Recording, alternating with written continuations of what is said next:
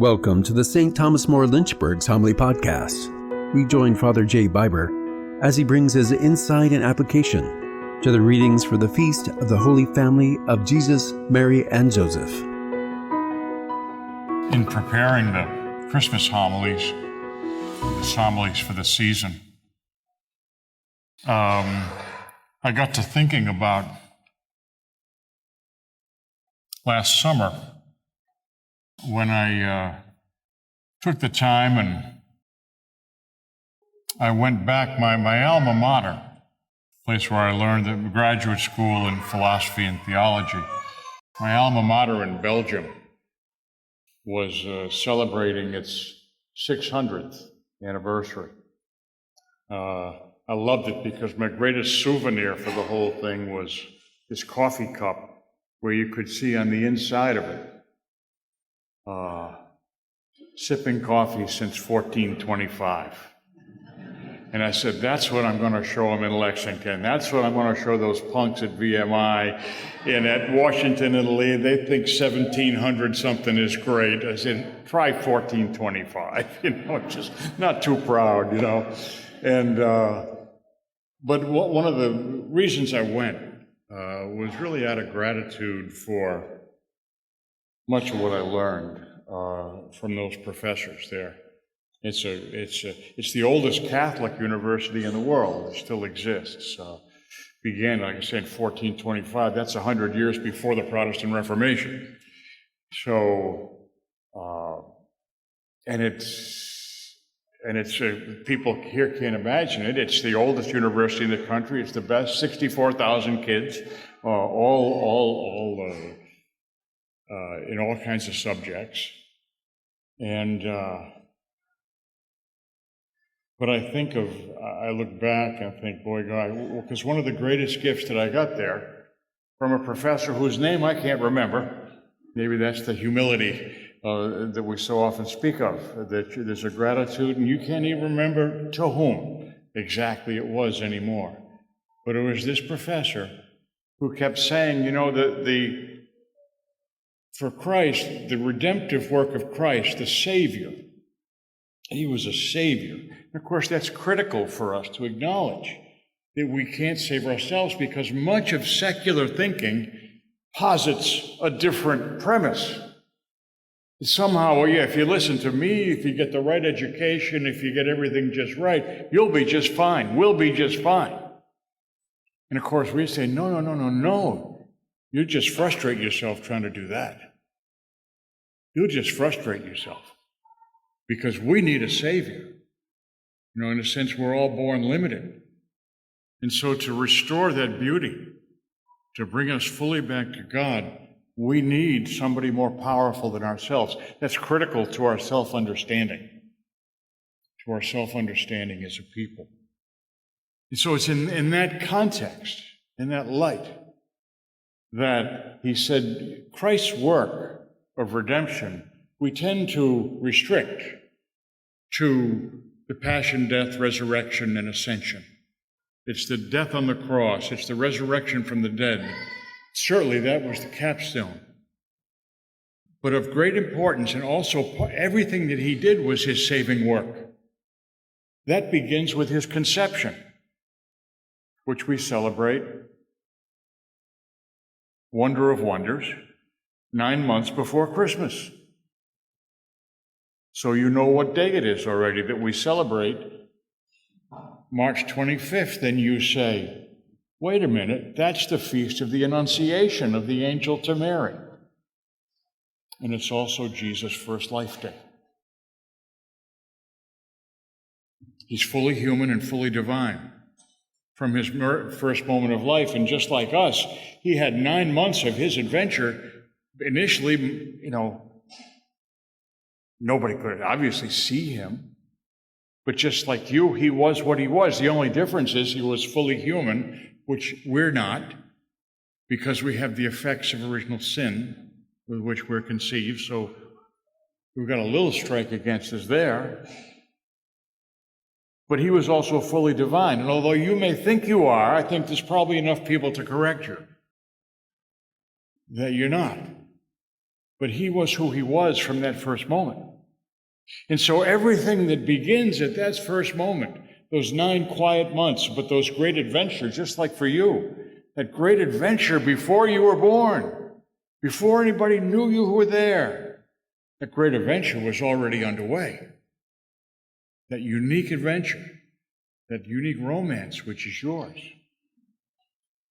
And so we looked at it, everything Christ did as restoring the beauty of the human person. Calling of the disciples, the miracles, the preaching, all of it saved, not just the end. And I know for me, that was something that struck me so deeply that 55 years after having had that professor, I wanted to go back and say thank you to the university, for lack of anything better to say thank you to say thank you to the university. Because the more I reflect upon it, the fact that God would take flesh and how God took flesh, I could spend the rest of my life thinking about it. Why? You know, when Deacon Eddie, shortly after we finish, when he's there and he's pouring, you're singing away, and he's pouring the water into the wine. There's a prayer that goes with it that often we don't hear. That thanks God for sharing in our humanity, that he shared in our humanity so that we might share in his divinity. And you say, that's a little high. I didn't think my pay grade was that high. It is. We often just don't want to know how much more there's there for us, that we might share in his divinity. So and of course, we believe in the resurrection of the body. So when we speak of Christ becoming incarnate, he is the first in his resurrection from the dead. He's the firstborn of all his family. And we look forward at the very end to the resurrection of the body, so that the grave for us is not only a place where we tell stories, it is a place where we lean forward, where we invoke God's mercy, where we point towards the future. For the grave is only a portal. For us, it's only, you look at the grave with different eyes. It's a portal. It's where we wait. Oh, yes, of course, we'll be, ashes and whatever's left and nothing maybe. But if he brought us out of nothing to begin with, I suspect he can handle that too. And that so we look forward, that this body is so dignified. Christ took it on. This body is so dignified that his divinity could be carried in a human womb. Small wonder. This mystery of the dignity of human flesh, and why we, in our best moments, treat ours and that of others with great dignity, in life as well as death. But today opens up another dimension of the incarnation. Pope Benedict described it well. God had chosen to reveal himself by being born into a human family. Oh. He's born into a human family. In the human family, I saw a meme once of, there was the international gathering of people from functional families. There were 39 of them. No, we always talk about the dysfunctional and everything. And it's messy, but somehow God willed that. He says, it's going to be messy. And Benedict picks it up. The human family thus became an icon of God. And you say, well, you can't be talking about my family. We are. The human family is an icon of God. God is the Trinity. He is a communion of love. So it is the family, despite all the differences that exist between the mystery of God and his human creature, is the family an expression that represents the unfathomable mystery of God's love. And there I said, boy, how topical is that? Because the feast itself of the Holy Family, it's not one of the ancient feasts of the church that the theologians and the doctors said, we really have to do this. And we have to do it in the Christmas season, the season of the Incarnation. The two great pillars of our faith, the Incarnation, passion, death, and resurrection. The faith rests. When you pass this faith on down to your grandchildren and your children, those are the two basic pillars. We need a Savior. Now, most of us don't take too much convincing with that. We need a Savior. And this Incarnation, passion, death, and resurrection, the two great pillars. And so you begin to think that, wow, the whole family life, today's story of Joseph and Mary fleeing, family life's not for sissies. There's immensely important moments there. But what has developed over time, this is a recent feast, began in the late 1800s. It was our current Pope Leo the 14th, his predecessor, Leo the 13th, who had a long reign, great saints under him, Catherine Drexel, Therese of Lisieux, just all these great saints that lived at that time that met him. He was the first one to begin to see what was happening, that the Industrial Revolution was doing to the church. The church was beginning to learn as the Industrial Revolution and transportation and everything picked up, was beginning to learn that this was undermining marriage and the family. And they also had a deep sense, I suspect, that the health of marriage and family correlates a lot with the health of the church. I don't think we'd say they're causal, but they're certainly correlative. They're connected somehow. And he could pick that up, that first of all, like the kids here, can you imagine? They had child labor. Well, what was one of the great things that kids could do that the grown-ups couldn't do? The kids were smaller.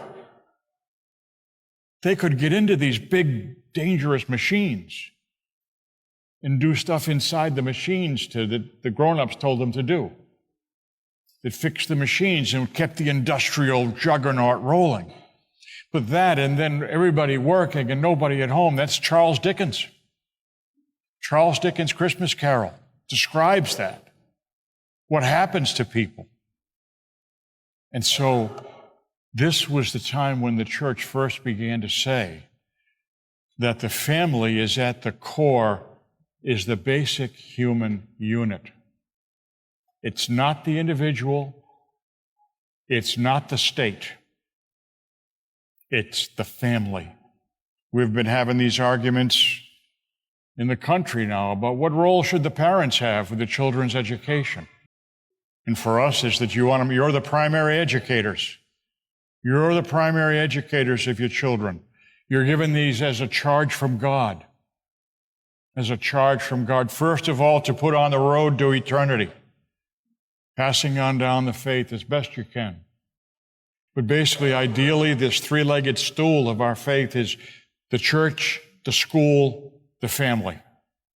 And when you've got those three on the same page, you've got a good chance of why is the family, mom, dad, and the kids, the basic unit, the template? Because nothing else has that capacity to work in that depth. It's the family that makes you an individual. I've seen what happens when that doesn't. I'm seeing sometimes when I've done work with schools, with some of the kids, they're not evil, but they're feral. Think of it. And we got a feral orange cat on the way into the church. But I don't mean it as an insulting word. But that if you haven't been civilized, if you haven't been socialized, and who do you want to do that? It seems to me it's incumbent upon us to take that responsibility again and say, we want to be the ones raising our children. We want to make sure the values they learn on the school bus and online, as best we can, that the values they learn are ours. So that when we've got that three-legged stool of the church, the school, and the family, we've got a place where a young child can grow up with some level of confidence and feel like he or like she belongs. I love these moments, this particular today, of when I hear about, book of Sirach and the honor your father and your mother. Boy, I learned that lesson visiting the Virginia state for all the kids that get in trouble with the law, the juvenile corrections system. They all go through Bon Air outside Richmond. They go through Bon Air for the initial tests and things, interviews, stuff like that, before they get assigned to wherever they're going to do their time. I would go there once a month and be off in one corner hearing confessions, and another group would be doing a little teaching thing for kids. But they didn't know, they hadn't been baptized, but they knew there was somebody over in the corner that they could talk to, and that it would stay there. They could say what they wanted. And to my amazement, the thing they were often saddest about was they hadn't been kind enough to their mother and father. That was the sin. And of course, needless to say, with the kids from the street, they haven't often had the ideal mom or the ideal dad, or they never had two married adults in the same house with them for 5 generations. But they knew somehow.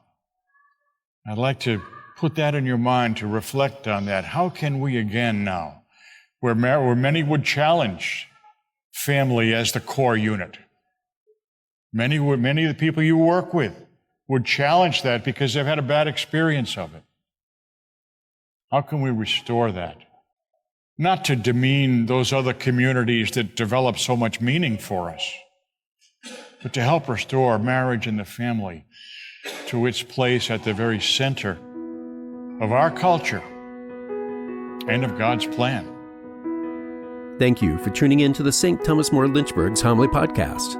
For the daily reading and to learn more about the community of St. Thomas More, please visit our website at www.stmva.org. If you were blessed by our podcast today, please give it a like, a kind review, and share it with a friend. God bless.